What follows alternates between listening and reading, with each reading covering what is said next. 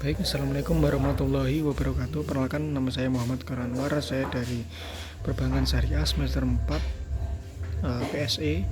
Di sini saya akan sedikit mempresentasikan atau menceritakan terkait penaklukan Islam di Andalusia.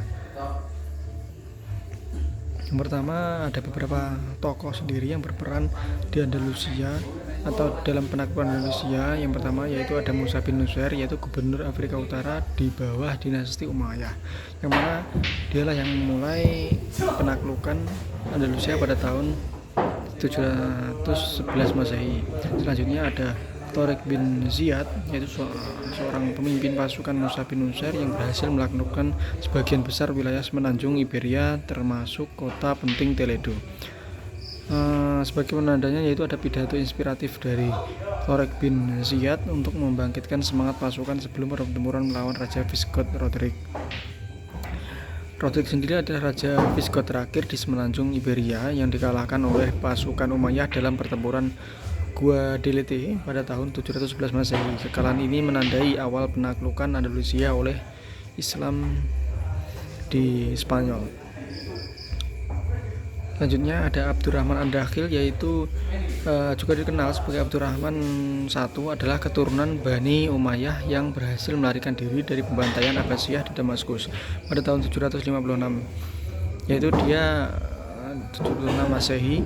Itu dia berhasil mendirikan keamiran Umayyah di Andalusia setelah perjuangan yang sangat panjang. Selanjutnya ada mungkin tokoh-tokoh yang lahir pada zaman tersebut, yaitu ada Ibnu Rushd, yaitu seorang filsuf dokter muslim yang terkenal dengan karyanya dalam bidang filsafat, kedokteran dan juga psikologis. Ada juga yaitu ada Ibnu Sina, seorang dokter dan juga seorang dokter dan juga filsuf Persia yang terkenal dengan karyanya yaitu The Canon of Medicine, yang menjadi buku teks kedokteran standar selama berabad-abad. Dan mungkin masih banyak lagi terkait tokoh-tokoh yang ada di era Andalusia, yaitu penaklukan Andalusia, Islam di Andalusia sendiri, yaitu karena pada dasarnya Andalusia pada saat itu menjadi pusat ilmu pengetahuan dan pembelajaran Islam di era Umayyah, dengan banyaknya ilmuwan lain yang berkontribusi dalam berbagai bidang seperti matematika, astronomi, dan juga hukum. Mungkin untuk peninggalan-peninggalan yang ada di zaman Andalusia sendiri, yaitu ada Al-Habra, istana megah di Granada yang terkenal dengan arsitektur Islam yang indah dan kompleks, merupakan salah satu situs warisan dunia itu masuk UNESCO. Selanjutnya ada Masjid Agung Cordoba, masjid dengan luas 23.400 meter persegi dengan 886 pilar, menjadikan salah satu masjid terbesar di dunia pada masanya, terkenal dengan arsitekturnya yang unik, termasuk adanya mihrab, yaitu relung doa dan hiasan khutbah. Selanjutnya ada Universitas Cordova, salah satu universitas tertua di Indonesia, didirikan pada abad ke-10 Masehi, menjadi pusat pembelajaran terkemuka di Eropa selama berabad-abad dan berkontribusi pada kemajuan ilmu pengetahuan. Dan juga ada lagi Madinah Az-Zahra, yaitu kota yang megah yang mana itu bangun oleh Khalifah Abdurrahman III sebagai simbol kejayaan Umayyah, terkenal dengan taman, istana, dan sistem air yang sangat canggih.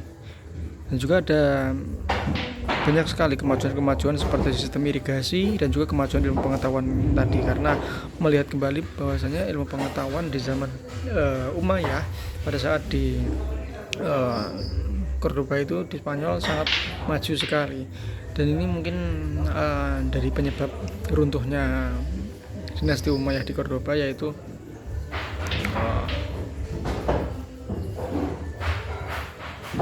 dikarenakan bukan Cordoba, itu di Andalusia, di Andalusia itu penyebabnya ada dua, bisa kita katakan ada dua penyebab, ini penyebab eksternal dan juga penyebab internal. Untuk yang internal itu dikarenakan ada perpecahan antar keluarga, yang mana itu menyebabkan adanya atau timbulnya kerajaan-kerajaan kecil yang membuat melemahnya kekuatan oleh dinasti Umayyah sendiri secara signifikan. Yang kedua itu adanya secara eksternal, itu adanya serangan-serangan kerajaan Kristen dari utara Iberia yang mulai melancarkan dengan yang mulai dilancarkan serangan-serangan dengan merebut kembali wilayah Andalusia secara bertahap.